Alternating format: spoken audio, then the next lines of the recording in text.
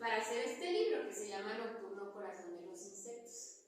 Yo siempre tuve como esa inquietud de narrar mi infancia, cómo fue mi infancia. Les contaba el jueves que mi hermano y yo somos los más chicos de 54 nietos de la familia materna, entonces no teníamos con quién jugar y mi hermano jugaba con sus carritos y mi entretención era estar en el jardín todo el día. Mi abuelita tenía un jardín que entonces me parecía enorme, ya no queda nada de ese jardín, pero me encantaba estar ahí todo el día viendo catarinas, insectos, mariposas y ver cómo se comportaban. O sea, para mí era, no sé, no, es una manera como de afrontar la soledad. Y conforme fui creciendo me di cuenta de que no tener con quién jugar, de que no tener una vida social fuera del jardín, pues también me había privado de muchas cosas. Y en algún momento lo concebí como que los adultos tenían cierta deuda conmigo, ¿no? Que no me habían preparado para salir, como para entender lo que había en el mundo afuera, que había traición, que había dolor, que había decepciones.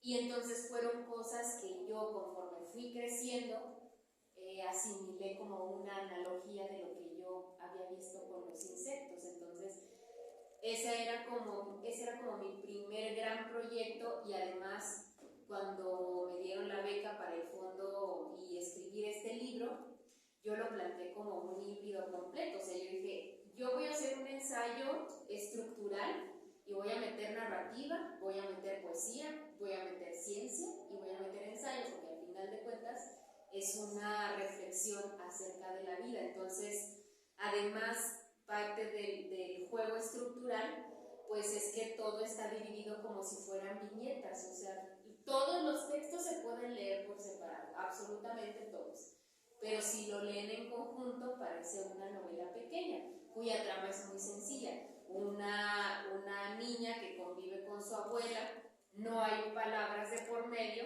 y entonces parece como un soliloquio en constante reflexión, y el eje central o el eje que permite esa reflexión acerca de la vida son los insectos.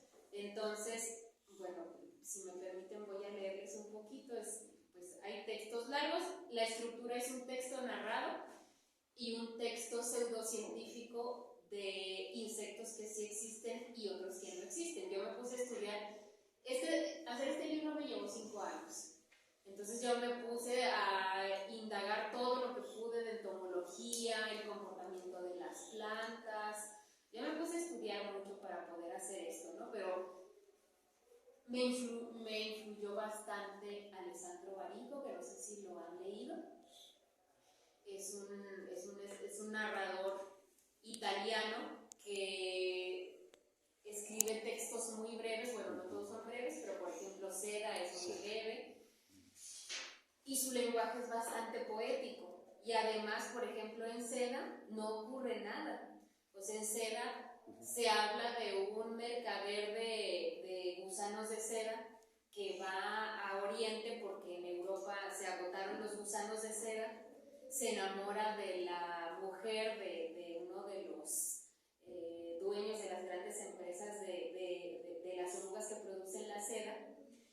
Y pareciera que tienen un romance, pero no lo tienen al final. No les quiero hacer el spoiler, pero vale la pena porque es un libro así de este tamaño pequeñito. Y narra algo, pero no pasa nada en las acciones, pero sí al interior del personaje y sí en la atmósfera del personaje. Entonces creo que es algo que tiene mucho la poesía. Para mí la poesía se relaciona mucho con la filosofía. Y bueno, ahorita vamos a ver también a partir del otro libro, pero para mí la dificultad y la belleza de escribir poesía, me interesa mucho la poesía que narra, que también tiene que ver con mi interés en la hibridación. Entonces me interesa que pasen cosas, que haya acciones en el poema, pero también que sea lo suficientemente sintético, que tenga las imágenes suficientes para transmitirle al lector un sentimiento. Yo me considero una persona muy racional y, por ejemplo, este último libro me implicó conectar con las emociones porque es un libro amoroso Yo no lo quería hacer porque dije, ya hay demasiados libros de amor, pero bueno, encontré algo que me pareció valioso y que bueno, ahorita vamos a compartir también, pero si me permiten voy a leerles el primer texto, el texto de introducción del nocturno y tal vez otro por acá, ya que hay muchos, todos son narradores aquí. Bueno, aquí está. Tiene un epígrafe que es un poema de Jorge Esquinca que dice: entremos juntos al jardín, la contraseña es decir la flor con un gesto. María quiso responderse en varias ocasiones por qué alguien eligió una estructura así para la casa donde vivía con su abuela. Peligrosa inclinación hacia la izquierda, pasillos largos, habitaciones que no se definían, distanciadas de la luz. Las únicas beneficiarias eran las plantas, cuya composición les permitió nutrirse de la inclemencia. Abuela y nieta se deterioraban sin sentirlo, como la mayoría de los seres y las cosas. El anhelo secreto de ambas era refugiarse en un sitio distinto, escapar. Al cumplir 8 años, María contrajo una enfermedad.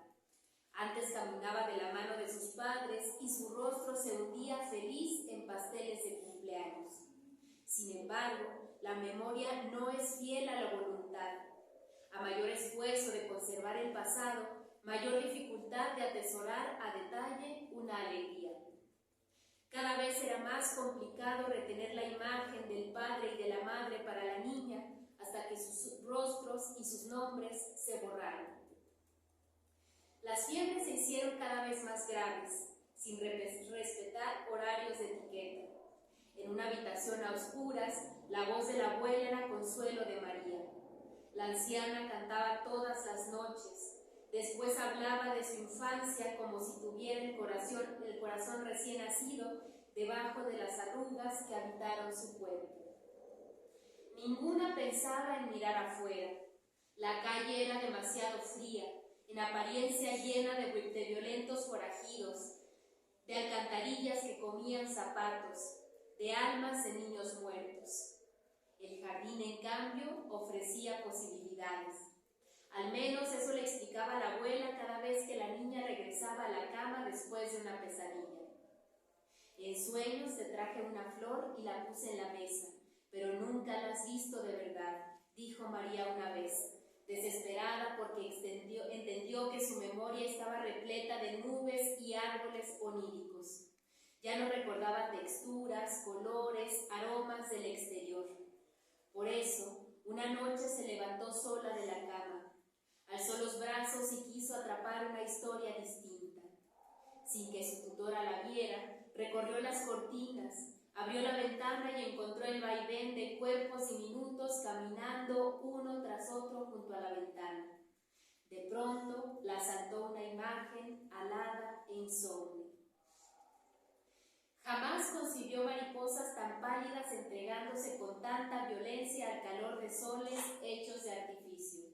Le golpearon los brazos y el cuello, le sumergieron el corazón en un pozo de agua imaginario.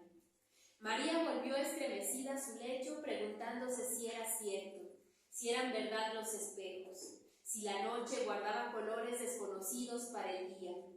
Se preguntó si había visto la ausencia o si la oscuridad tenía un revés para todas las cosas esbozados en los libros de la escuela.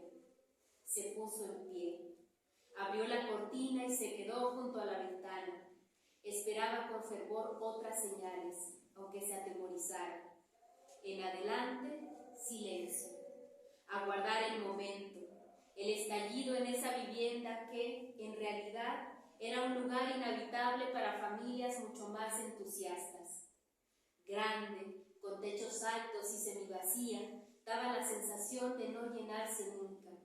Apenas la soportaron abuela y nieta porque conocieron desde su infancia la soledad. Quien miraba desde el exterior, en las calles contiguas, se convencía de que ese no era un hogar, sino un congelador que enmohecía su contenido. La humedad era evidente. Las 4 paredes rosadas imprimían tristeza en los paseantes, aunque dominaba la compasión hacia las dos inquilinas y no dejaban de mirar la construcción. Indiferente, la anciana se acomodaba los anteojos, cosía manteles para su única mesa. Después leía en voz alta una postal cuyo frente ostentaba un mar tranquilo y una palmera. Detrás, en letra de molde, unas líneas que su hija había copiado de un libro de Marcel Schwab. Vienen en medio del frío y de la lluvia para besar vuestra frente y enjugar vuestros ojos. Después, las espantosas tinieblas vuelven a tragarlas, pues tal vez de venirse a otra parte. Esperanzada, María extendió las manos sobre el cristal, en un llamado silencioso a las mariposas ocultas en los umbrales de la noche. Se preguntó el significado de esas palabras.